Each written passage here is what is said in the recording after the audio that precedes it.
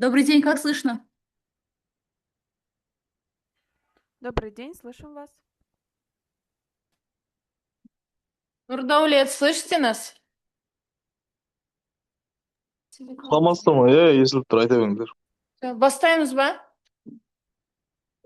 Бастай беріңіздер.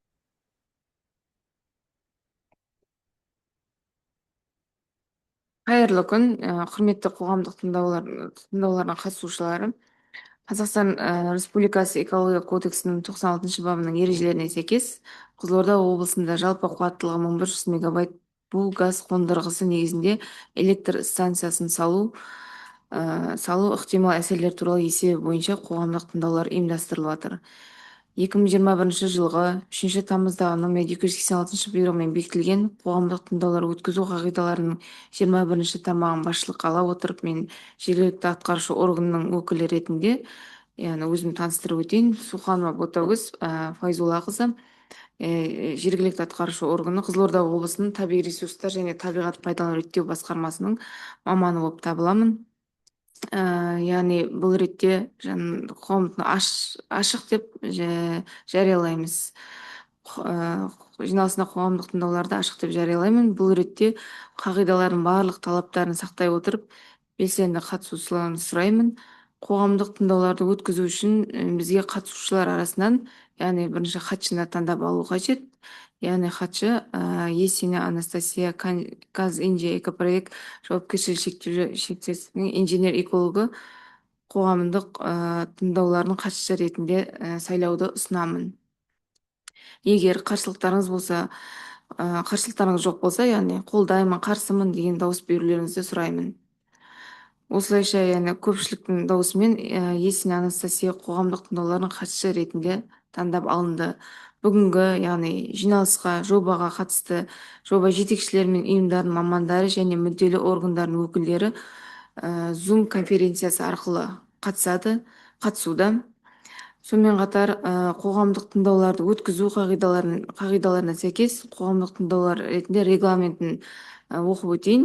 Яғни 11-ден сағат 11:30-ға дейін қоғамдық тыңдаулардың қатысушыларын тіркеу, яғни регистрация тіркеу. Және де 11:40-тан бастап 11:12, 11-ге дейін қоршаған ортаға ықтимал әсері туралы есепті баяндама оқылады. Және де сұрақтар мен жауаптар болса қойылады,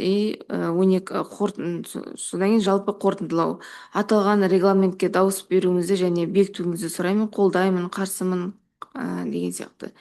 Бейне және фото түсірілім жүргізіліп жатқандығын естеріңізге саламын. Баяндама аяқталғаннан кейін сұрақтарды қоюларыңызды сұраймын. Барлық сұрақтар, барлық ескертулер мен ұсыныстар қоғамдық тыңдаулардың хаттамасына енгізілетін болады. Алайда қоғамдық тыңдаулар тұрғысынан сұрақтар қоюыңызды сұраймыз. Сөз сөйлеушілер бөлмеуді, сыпайы болуды, іс-шараның барлық қатысушыларын сөйлеуге мүмкіндік беруге өтініп сұраймыз. Сұрақтар қоймас бұрын, яғни өзімді табиғи ресурстар басқармасынан келіп отырмын, яғни өзімді лауазымды өкілдік таныстыруды және өкілдік ететін ұйымның атауын табиғи ресурстар басқармасы деп айта өттім. Сол жақтан келіп отырмын. Өзімді лауазымдылыққа ұсынамын. Яғни қоғамдық тыңдауды ашық деп жариялаймыз. Бастай берсеңіздер болады.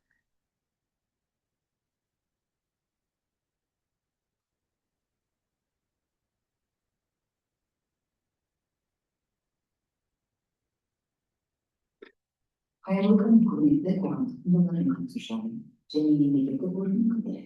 Бүгін сіздердің назарларыңызға Қызылорда облысында жалпы қуаттылығы 1500 мегаватт су газ қондырғысы негізінде электр станциясын салу жобасы бойынша ықтимал әсерлер туралы есептеу жобасын ұсынамыз.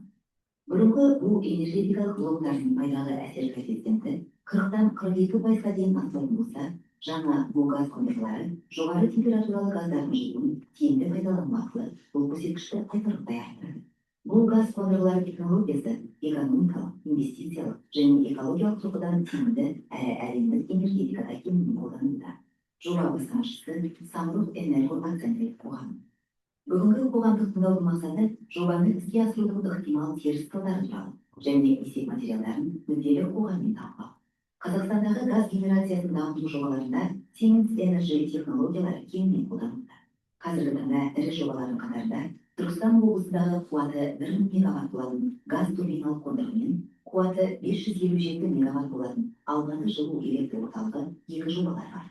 Бұл бастамалар энергиямен жабдықтау сенімділігін арттыруға және табиғи газды тиімді пайдалануға бағытталған. Siemens Energy компаниясының газ турбинасы электр энергиясын өндіруге арналған жоғары тиімді шешім. Бұл қондырғы қуаттылығымен, отынды үнемдеу көрсеткіштерімен, сенімділігімен және экологиялық тазалығымен ерекшеленеді. Аталған технология заманауи бу газ қондырғыларында кеңінен қолданылады.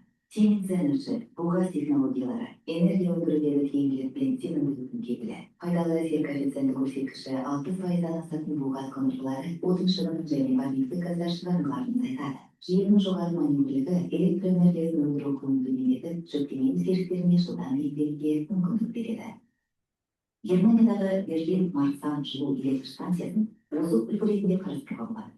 Бұл көміртегі ізін азайтуға және жаңартылатын энергия көздерін тиімді кіріктіруге арналған жоғары технологиялық кешен.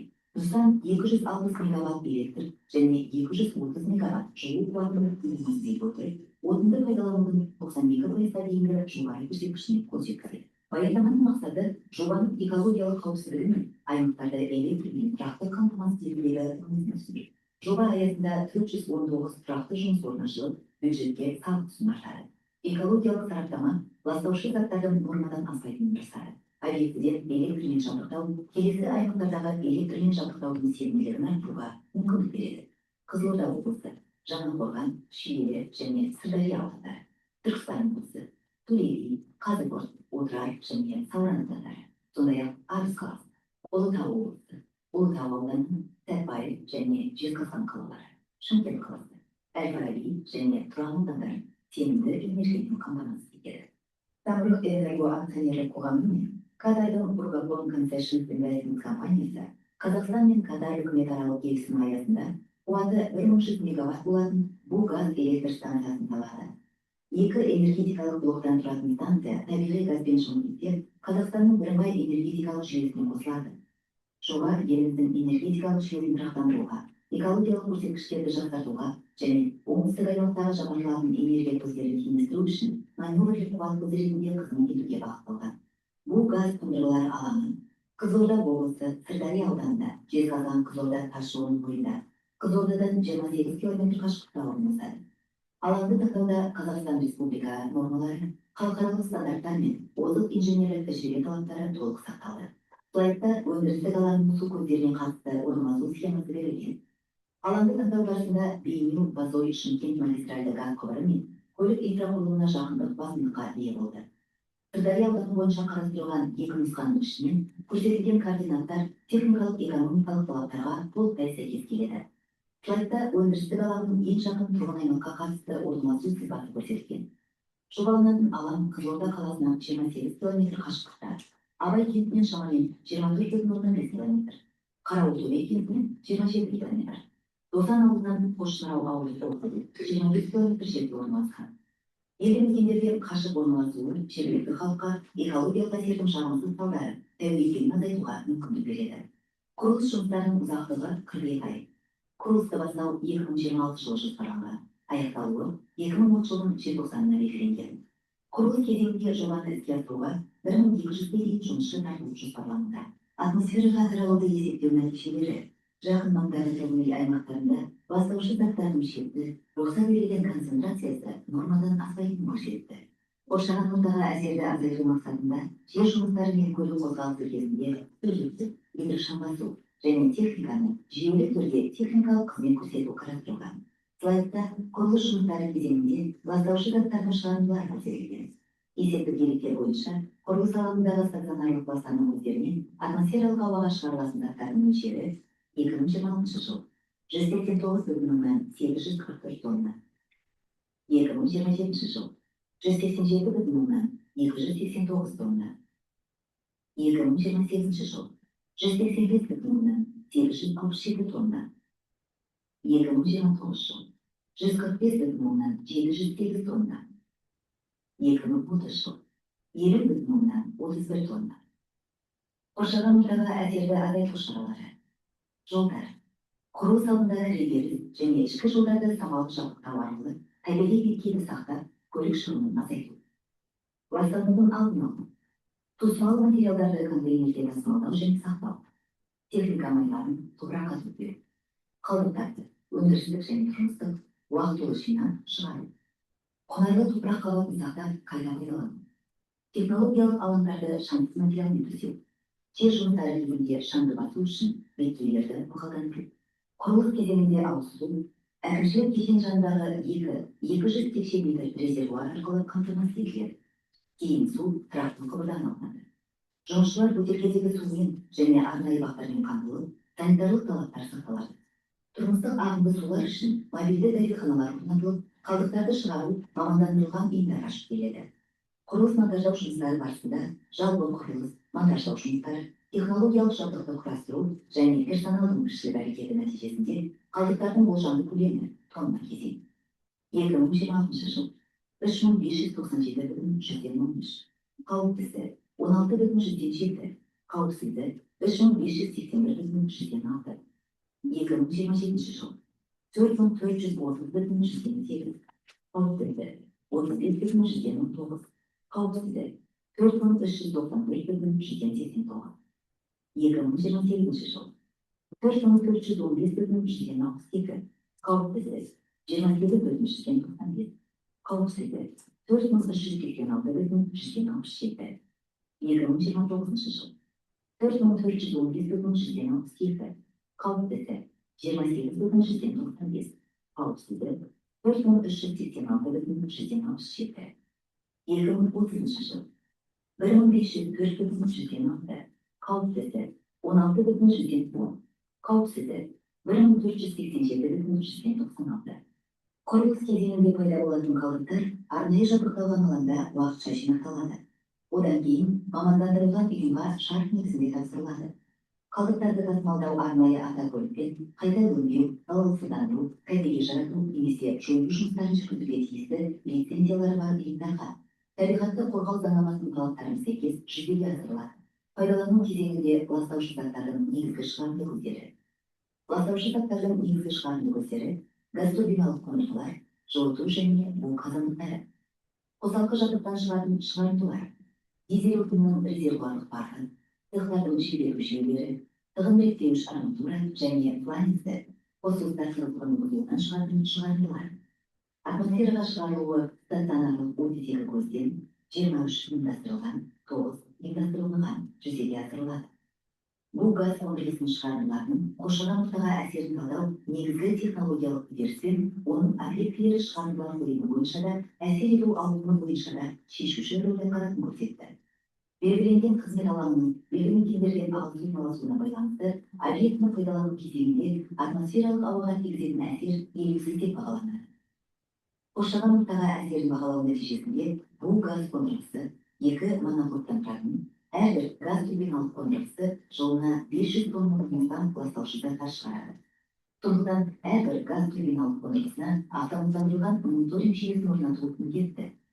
Оның бақылайтын заттар: азот оксидтері, азот оксиді және азот диоксиді, көміртек оксиді, күкірт диоксиді, метан, өндірістік процестің маркерлік заты. Автоматтандырылған мониторинг жүйесі жоспарлы тоқтатылған кезде оператор апта сайын аспаптық бақылаушы қызметі есептеу әдісін қолдануға рұқсат.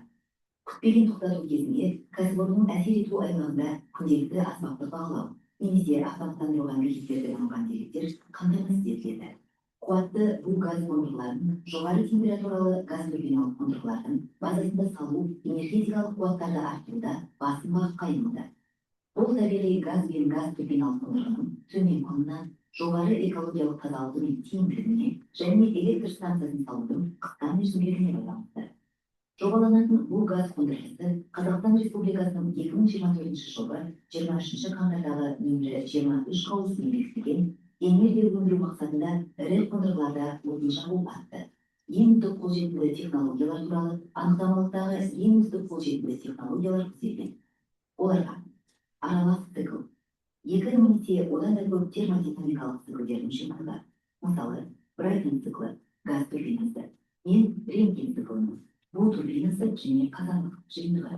Бұл бірінші циклдың түтін газынан пайда болатын жылу шығынын кейінгі циклдарда пайдалы энергияға айналдыруға мүмкіндік береді. Табиғи газды қазандықтарда жағу кезінде азот оксидтерінің шығарындыларын азайту әдістері. Азот оксидтерін құрғақ жерге басуға арналған жанбақтар. Атмосфераға әсерді азайту және қоршаған ортаны қорғау шаралары. Табиғи газды отын ретінде қолдану. Парогаз циклінің үздік технологиясын пайдалану. Газды ұтымды қолдану. Ластаушы және парниктік газдар шығарындыларын азайту. ДЛН технологиясы бар газ турбиналық қондырғыларды қолдану. Азот оксидтері 225 ppm енгізгіші метен стандарттарға сәйкес. Шығарындыларды автоматтандырылған мониторинг жүйесімен үздіксіз бақылау. Бұл газ қондырғысы тәулігіне 3000 текше метр су тұтынады.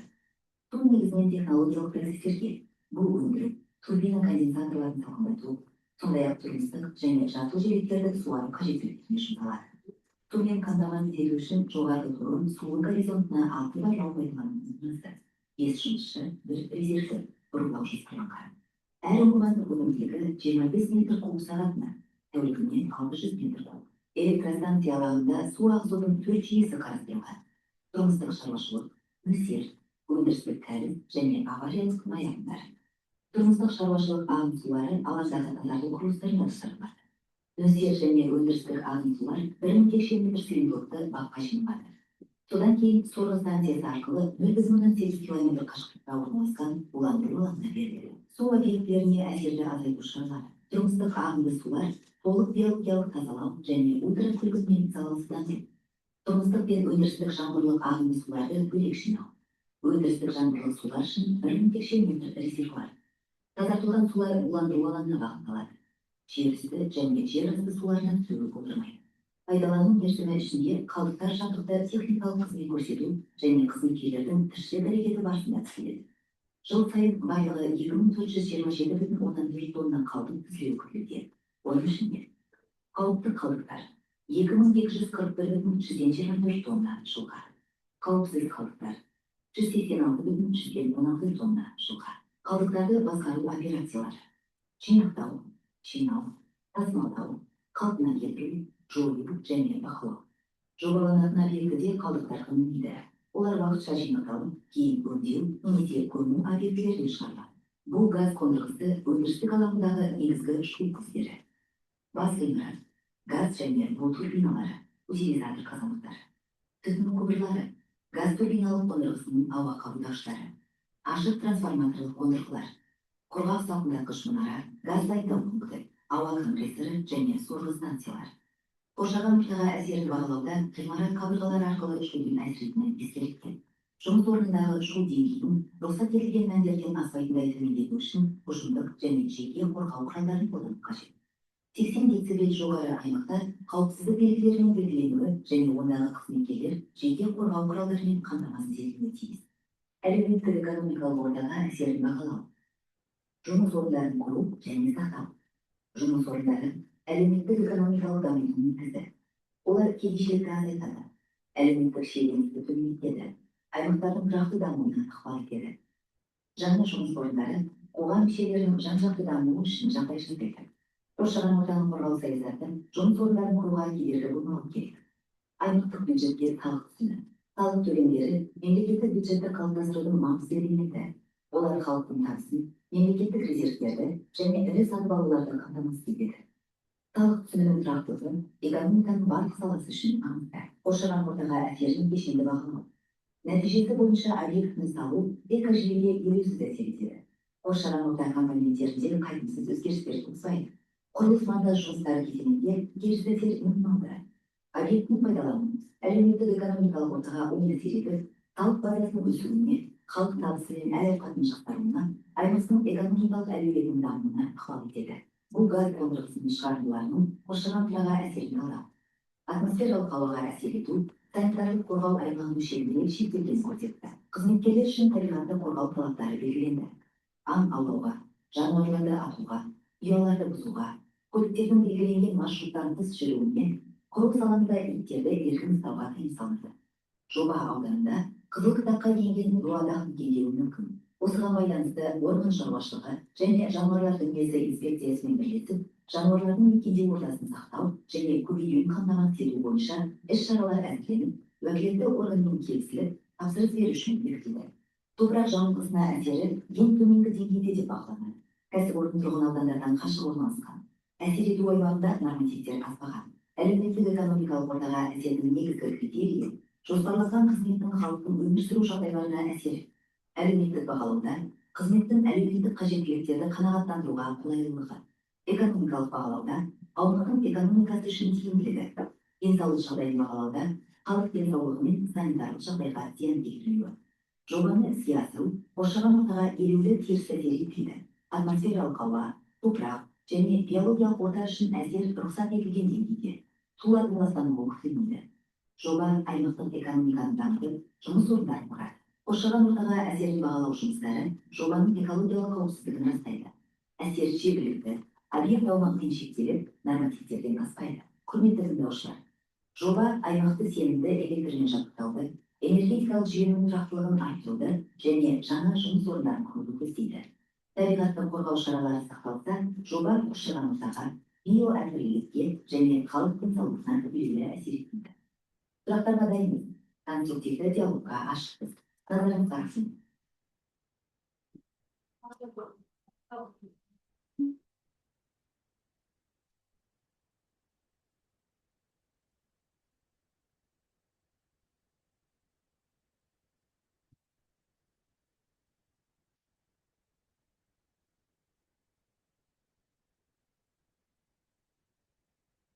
Қайырлы күн. Құрметті тыңдаушыларға қатысушылар. Қызылорда облысында жалпы қуаты шамамен 1.400 мегаватт бөгас қондырғысы базасында электр станциясын салу жобасы бойынша ықтимал әсерлер туралы есеп мазмұнымен таныстыруға рұқсат етіңіздер. Бұл жоба Қызылорда облысындағы қуаты 1.400 мегаватт жобаланатын бөгас қондырғысын сыртқы электрмен жабдықтауға арналған. Белгіленген қызметтің бастамашысы Самұрық Энерго акционерлік қоғамы болып табылады. Жобамен жалпы ұзындығы 900 шақырымнан асатын жердің 500 киловольт және 200 киловольт электр берудің әуе желілерін салу, сондай-ақ қолданыстағы Шымкент және Жезқазған қосалқы станцияларында 500 киловольттық ашық тарату құрылғыларын кеңейту жоспарланған. Белгіленген қызметті іске асыру учаскесі келесі облыстарды қамтиды: Қызылорда, Түркістан, Атырау және Шымкент қаласы. Ең жақын аймақ жұмыс жүргізілетін орындардан қауіпсіз қашықтықта орналасқан. Шымкент қаласында 143 метр, Ұлытау облысында 216 метр. Түркістан облысында 235 метр, Қызылорда облысында 320. Құрылыс монтаждау жұмыстарын 2026 жылы басталу жоспарланған. Жалпы құрылыс мерзімі 5 жылға дейін созылады. Электрмен жабдықтау нысандарын тұрғызуға жұмылдырылатын жұмысшылардың саны шамамен 1.500 адамға. Жобаланудың электрмен жабдықтау нысандарын пайдалану кезеңінде атмосфераға ластау шығарындыларының көзделген болды. Ауаға әсер ететін құрылыс кезеңінде арнайы техниканың жұмысы жер дәнекерлеу және бояу жұмыстарының нәтижесінде ғана болады. Ластау результаты шығарындыларының шекті көлемі автокөлік ескергенде жылдың 77,20 тоннаға құрайды. Жүргізілген шашырау есебінің нәтижелері көрсетілген. Ең жақын тұрған аймақтармен шекарада ластау заттардың шекті рұқсат етілген концентрациясынан асып кететін. Шығарындылардың қысқарту жөніндегі іс-шаралар ретінде жоспарлы жер жұмыстары және көлік қозғалысы кезінде гидрожыныстарды ұсыну салу, сондай-ақ техникаға тұрақты техникалық қызмет көрсету табысталған. Сарқынды суларды желсіз қоймаларына, жер қоймаларына немесе жер беттеріне ағысу толығымен жойылған. Қызметкерлердің мұқтаждары үшін көлемі жылына 25 мың текше метр әкелінетін ауыз су пайдаланылатын болады, ал техникалық қажеттілікке арналған су жылына 420 мың текше метр шартында автоцистерналармен жеткізіледі. Электр беру желілерінің трассалары бірқатар ескерілген уақытша су ағындарын кесіп өтеді, алайда әлгі желілердің барлық беттері қатаң су нысандарының су қорғау ережелерімен тыс орналастырылатын болады. Жерге әсер ету қатаң оқшаулануын сақтайды. Жерге әсер ету қатаң өндіру басталғаннан кейін топырақтың құнарлы қабатталынады. Іргетастар кепілдіктері қорғауға айналғаннан кейін бұл топырақ массасы олардың айналасына біргелік қайтарылады. Бұл бұзылған учаскенің толық культивациясын қамтамасыз етеді. Топыраққа әсер ету барынша минималдырылады. Мәйкүстәкі табаныстарды пайдалану арқасында және жарамай материалдарын бөлінуі және топырақтың кең ластануын бөлінуі. Жер қойнауына тікелей әсер етуі. Уәкілетті органдардың ақпаратына сәйкес, жұмыс жүргізу учаскелерінде Қазақстан Республикасының Қызыл кітабына енгізілген өсімдіктер бар. Ақылсатпау республикалық мемлекеттік қазыналық кәсіпорынның жауабына сәйкес географиялық координаттық нүктелер ақбөкендердің мекенге байланысты. Сондай-ақ Қызыл кітапқа енгізілген және жойылып қауіп төнген жер туралы ескерген және басқа жағдай құстардың мекенге орналасуы қаралады. Жобада тұтас қоршаулар салу қарастырылмаған, сондықтан жабайы жануарлардың көші-қон жолдары ұсынылған. Ауылдағы теріс әсерді азайту үшін қызметкерлерге қатарлыларын келісіледі. Аман жануарларды ақылға, ұялатып тұзға және белгіленген елдің бағдарларының көлікпен жүруге абсолюттік тыйым салынды. Сондай-ақ жабайы жануарлардың тұруын болдырмау үшін құрылыс нысандарында иттерді бос ұстауға тыйым салынады. Қыстардың көңіл болдырмау мақсатында олардың орналасқан кезде қысқа февралды болдырмайтын қорғаныс қаптамалары барлық жоланған сыңғайды немесе табиғатты қолданып қатыстырылған. Құрылыс барысында өндіріс және тұтыну қалдықтарын 10% болжануда. Олардың пайда болуының шекті көлемі жылына 480 тоннаны құрайды. Қалдықтарды басқару экологиялық қордарға қатаң сәйкестікте ұйымдастырылатын болады. Қалдықтарды айырбастауға жол берілмейді. Олар резервтерде бөлек жиналады және мамандандырылған ұйымдарға жіберіледі. Нысандарды орналастыру тәсілдерінде кез келген қалдықтарды көмек болуымен жойылған. Құрылыс кезеңінде автокөлік және құрылыс техникасы шу көзделуі ойқандалады. Есептелген көрсеткендей, ел жақындығының аймақтардың шекараларында шекті рұқсат етілген жұмыс киімнен асып кетелер жоқ. Әсер еткен уақытша және оқшауланған қанысқат көйлек. Электромагниттік өрістің әсерінен қауіпсіздік санитарлық қағидаларымен қатаң бақыланады. 500 киловольт әуе желісі үшін нормативтік санитарлық ажырау өрісін, ал 220 киловольт әуе желісі үшін 20 Бұл бағдар бойынша ел жақындықтың құрылысына дейін регламенттелген қауіпсіз қашықтық құрылымы сақталатын болады. Жобаны іске асыру бірнеше облыстық сенімді және тұрақты энергиямен жабдықтауды қамтамасыз етуді, айдалықтарды әлеуметтік экономикалық әсер етеді. Барлық салынған жобалық шешімдер санитарлық нормалар және экологиялық қауіпсіздік қағидалары қатысып қалған жағдайда теріс әсер құрылыс кезеңімен шектелген оқшауланған, қысқа мерзімді және қайтымсыз сақталған. Қоршаған ортаға биоактивті және халықтың денсаулығына елеулі. Освейни және аудиоматериал сандықерлерді акционерлік қоғамның жобалық құжаттамасы негізінде жасанды интеллект технологияларын пайдалана отырып қалыптастырылған.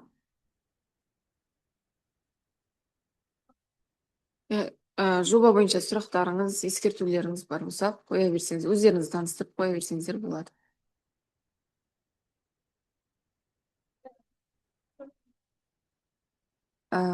Экология департаментінен сұрақ бар ма екен? Сұрақ жоқ. Сұрақ жоқ болса, онда бүгінгі қоғам тыңдауды жабық деп жариялаймыз, өтті деп айтамыз.